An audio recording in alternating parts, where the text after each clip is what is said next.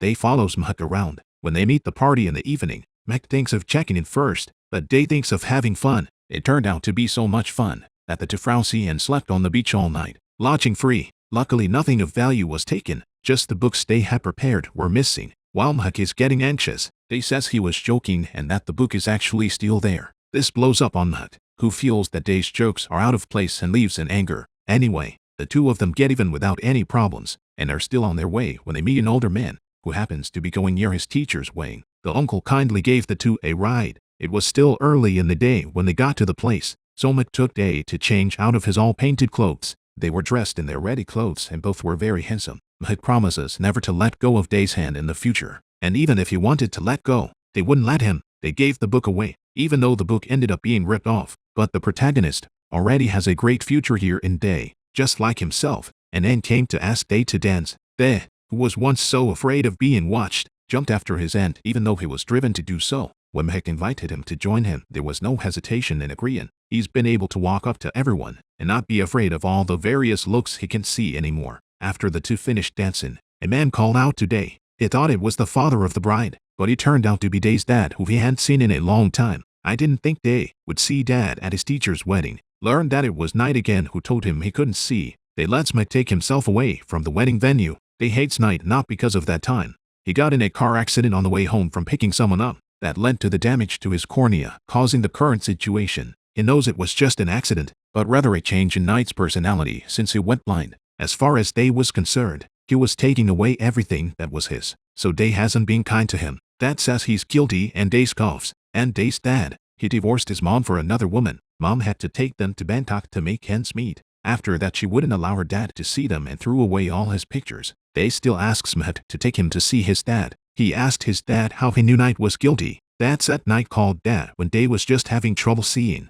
Because he was so guilty, he changed his previous playboy personality. He's trying to make up for wanting to be what Day used to want him to be as a good brother. Even though he knew it wouldn't help, he kept being nice to Day in his own way. It's just that Day has been misunderstanding him. Dad also took the opportunity to express his guilt to Day about feeling sorry for his mom all the time. Day can't forgive for his mom, but Day still wants his dad around in his heart. After unraveling her misunderstandings about Night and seeing her dad, whom she hadn't seen in a long time, Day was happy and blissful. Mhak is also happy to see Day happy. For Day, Mhak works hard to learn how to cook. Cooking at his teacher's house, he received praise from everyone. The teacher's friend even joked that Mhak should work as a chef in his hotel. The teacher told them that last Twilight mentioned that the cover of the book was taken here, but Mhak had already bought a ticket to go back the next morning. It's a shame, but it will have to wait until next time. Mhak knows Day and knows he must want to see it. He just held back from going back because he was going to be scolded by his mom if he didn't. But just when Day was feeling the happiest,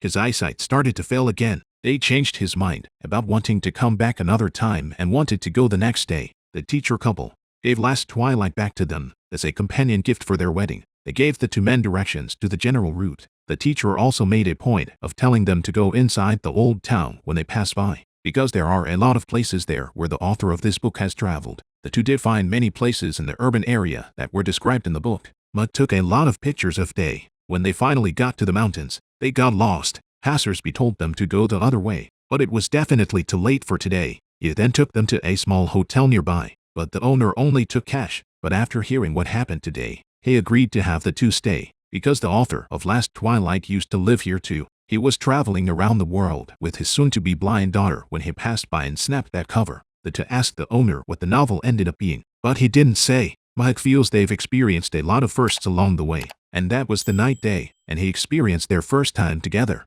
The next day when they left, the owner gave them the last page of the novel autographed by the author. He was probably hoping for a good ending for the two of them as well. They took Day up the mountain, and although the path was difficult, neither of them gave up. Midway through the night, Night calls and tells Day that his mom is coming back from a business trip tonight. He asks Mhak to bring Day home, but Mhak refuses. Day doesn't want his mom to blame him and wants to go back. But Mhak knows his eyesight is getting worse and he wants to take this last chance. He wanted Day to feel it all, so he insisted on taking him up the mountain anyway. At the end of the novel, the protagonist is transformed into a stone statue with the last rays of twilight, looking at the horizon. She'll never be gone. Mhak doesn't think this is going to end well. Day, however, argues that the protagonist sees what he most wants to see in his final moments. That's what's best for him. Like himself, he saw the view from here in his last moments of blindness. except he couldn't see Mek's face anymore. Mek resigned, because Mom felt that he wasn't taking care of Day as he had agreed to do. After the doctor declares Day completely blind, Mom asks Mek what was the last thing Day saw. Mek didn't tell the truth, only that he saw a beautiful sunset. The next minute Mom quit him, but Mek already knew he would be sacked and he mentioned it himself. Mom told him to say goodbye to Day. Day senses he's going to go talk to his mom when he's about to leave and Mek stops it. พี่ก็ทำใจไว้แล้วด้วยตั้งแต่วันที่เราตัดสินใจจะไปกัน Knight doesn't think Mom did the right thing either. The point is that her doing so might make Day stay in his room again and not come out. But Mom only puts Day's safety first, to the surprise of both Mek and his mom. Day confesses the relationship between the two in front of his mom. But still, I couldn't get my mom back. After that she found a new caregiver for Day. But the results are all guessable. Probably find one and be driven away from the other. Mek redeems his sister's car and goes down to Day's house to call Day. The love that resembles Romeo and Juliet is, unsurprisingly, also heard by Mom. Day thinks her mom is stopping them from dating because Mek is a boy. But really, Mom knew when Day was into August. It's not so much her gender now as it is her feeling that Mek is incapable of taking care of Day. Mek, who has left her house, can't even get a proper job to stop the two from reconnecting. Mom confiscated Day's cell phone and even changed the wireless password. And Mek did get a job at every turn, just as his mom thought he would. As soon as people heard he had been in jail, they either didn't take it or kept their pay low. Khoei asks him to try out as a chef at the restaurant where he works, because after Day's osmosis, Mek is a good cook now. He doesn't want any other caregivers, and is being looked after by Knight for the time being. He took the opportunity of getting Day his food to give Day a new cell phone. He also advised his mom not to watch Day so closely. Mom, on the other hand, blames Knight for needing a caregiver because he couldn't take care of Day. Knight was already guilty, but now he's even more guilty of not even going to work and taking care of Day. He comes down to eat and Knight won't let him eat what's already cold.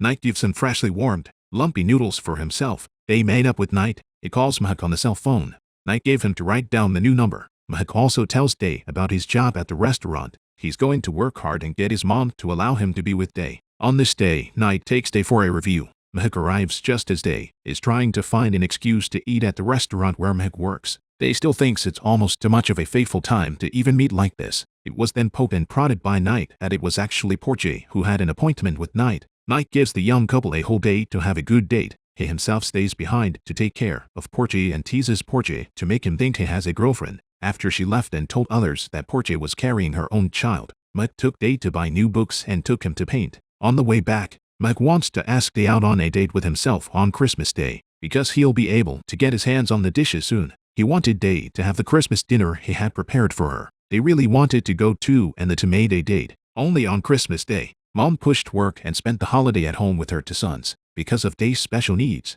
his mom has been taking care of him. This makes Knight feel like an outsider and want to make excuses to leave. Only, Mom also made Knight's favorite beef stew. Day remembers too, and neither of them have forgotten Knight. The family had a happy dinner, and Knight couldn't wait for Day until the restaurant closed. He was on the verge of giving up when Day's call came, explaining the reason for the tardiness. He also lied to his mom about continuing the celebration with G. Went to Mek's restaurant by myself in a cab. Mek had already prepared dinner and pulled Day to sit down. Day also has a gift for Mek, a pair of insulated gloves, only for his mom to suddenly arrive, and Mek immediately explains that he's the one who made Day come out. But instead of pursuing the matter, Mom told them the good news. They waited until he had donor corneas and had surgery. Mom also explains to Mek that she doesn't disagree with them being together. Rather, she wanted Day to find someone who could take good care of him. He was also allowed to stay with Day while he had his gauze removed and everything went in a good direction. Everyone is also looking forward to Day seeing the light again. Day also jokes that he has seen many similar movies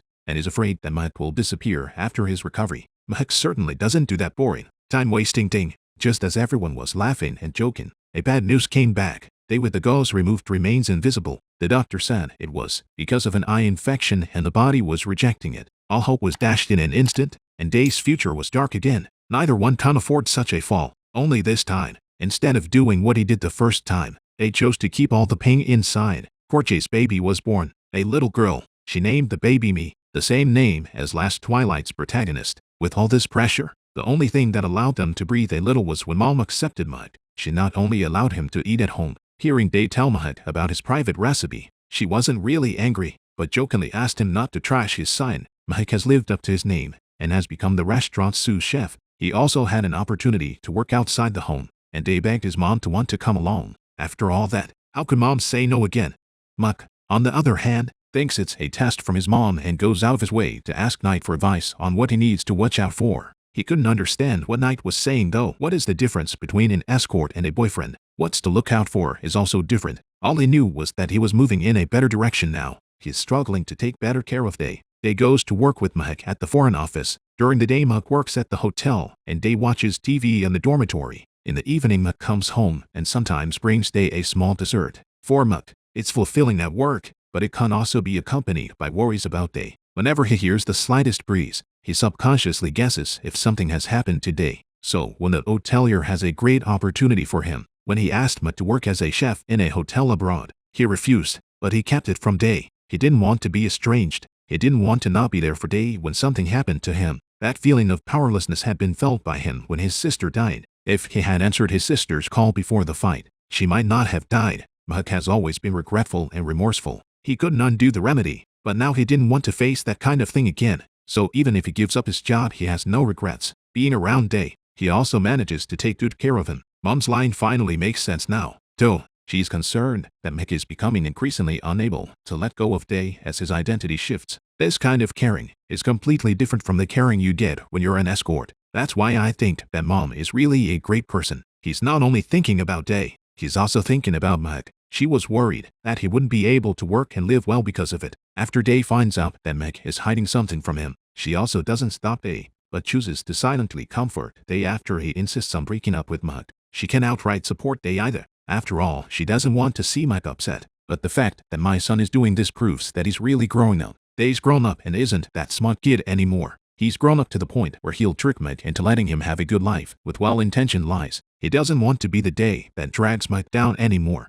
Day finished his studies and opened a bookstore 3 years after Mork left. Except for being blind, he's been exactly like a normal person. Mork's 3 years are not depicted in the show, and it's hard to imagine how he got through them. When Porche and Knight are getting married after 3 years, Mork takes a leave of absence to return home. He and Day met on the escalator. They couldn't see, but he could smell Mork's perfume. But he thought it was an illusion. The director himself comes to help him. After getting off the elevator and is cut off by Mork, he helped Day walk to the hotel door. All the way there, Day thought the person holding him up looked like Mork, but he was afraid to admit it, and Mork kept quiet. It wasn't until he got in the car that he finally said something. That's when Day recognizes him as Mork, but Mork has already slammed the car door shut. Porche and Knight tell Mork that Day has opened a bookstore. Mork asks a bunch of questions anxiously while saying he's just asking casually. Porche and Knight have questioning looks on their faces. Sure enough, the next moment Mork went to Day's bookstore. They recognizes Mork when he smells something that belongs to him. But even after coming back, Mork is at all times proving to Day that she still likes him.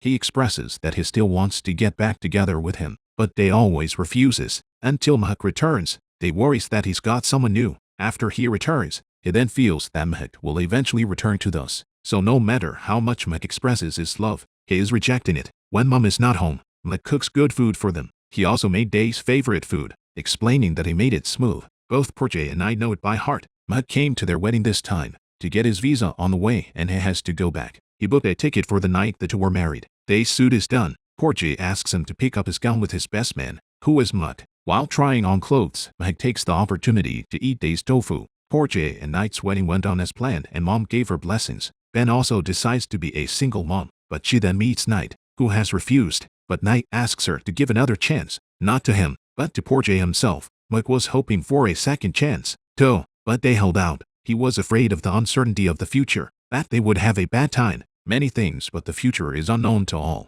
Even for a visible person, all of these problems exist. Life will not treat you leniently just because of your suffering. Only by yourself can you live your life well. After Mom's enlightenment, Day finally decides to go after her husband. The bride and groom couldn't even change out of their dresses to accompany him. Porche, in order to get the staff to help, she also made up a story about his husband stealing the gift money and running off to a foreign country with his mistress. She still hasn't recovered though. Mork didn't even get on the plane. He's still waiting for Day at the hotel. He's already decided to stay. The two made up again. Porche and Knight are relieved. To make them even happier, Mom got the news from the hospital. The corneas they've been waiting for so long are available again. Another 3 years later, Day's eyesight was restored, and Mork was working as a chef in the country. Me grows up and Porche is pregnant again. By the end of the story, their days are getting better and better, with challenges and happiness. Thanks for the like and support, and we won't see you in the next installment.